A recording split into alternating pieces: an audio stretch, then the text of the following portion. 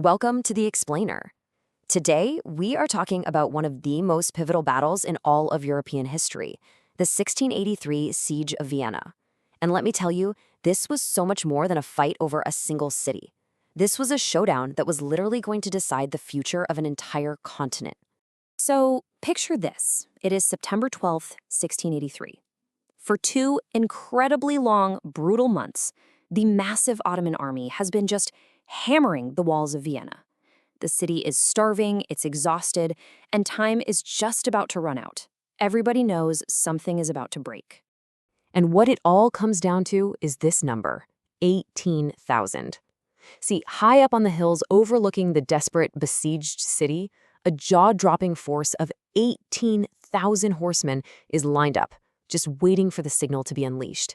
It is an absolutely incredible and terrifying sight. And then, with just a single lave of his sword, the King of Poland, John III Sobieski, gives the order. And that's it. The largest cavalry charge in the history of the world comes thundering down the hills to shatter the siege. It's a moment that will echo through the centuries. But to really get just how huge this was, we've got to back up. How on earth did we get here? Okay, so to really grasp the meaning of that charge, you have to understand why Vienna was so critical.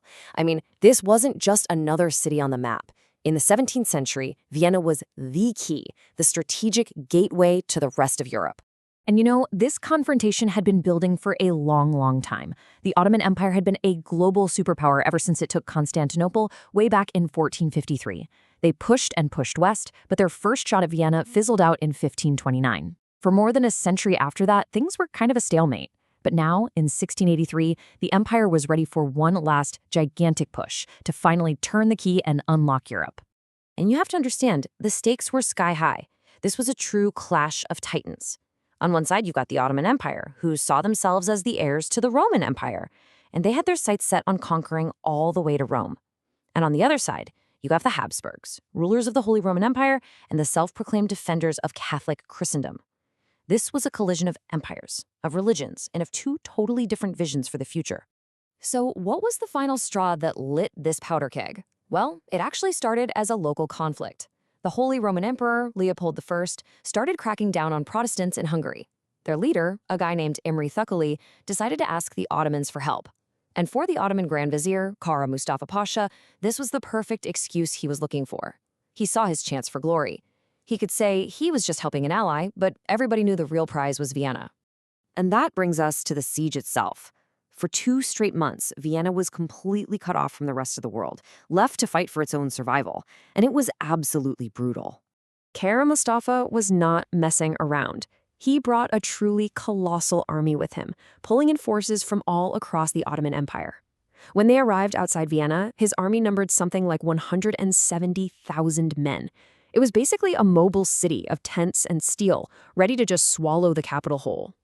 Now, faced with this absolutely terrifying force, what did the emperor do?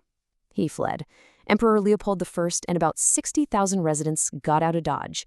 That left a tiny skeleton crew of just 15,000 soldiers, plus some very determined citizens, under the command of a tough-as-nails general, Count von Starhemberg, to hold the city.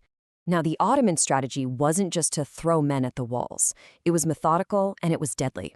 First, they dug these zigzag trenches, which let them get closer and closer to the walls without being exposed to fire. But then came the real nightmare, tunneling. Sappers would actually dig tunnels under the city's massive fortifications to plant huge amounts of gunpowder. This led to this whole other war, a desperate fight in the dark, deep underground, as Viennese defenders dug their own tunnels to try and stop them. But the battle wasn't just being fought with explosions and swords. It was a battle of attrition. The city was being strangled. The Ottoman blockade meant no supplies could get in. Food ran out. Clean water was gone. And then came the disease. Dysentery, typhus. They tore through the starving population, weakening the city from the inside out. And here's the result of all that. By the beginning of September, after nearly 2 months of nonstop fighting, starvation, and sickness, that garrison of 15,000 had just been decimated. Only about 5,000 soldiers were even physically able to fight anymore. Vienna was on its last legs. It was at its absolute breaking point. But just as all hope seemed completely lost, A coalition was finally coming together. Help, against all odds, was on the way. Now, putting this rescue army together was a huge diplomatic headache. I mean, the Habsburgs' biggest rival, King Louis XIV of France, basically said, nope, not my problem. But Pope Innocent XI, he worked tirelessly, sending money and begging the Catholic powers to unite. And it worked. He managed to rally the Polish-Lithuanian Commonwealth and a bunch of German states to come to Vienna's aid.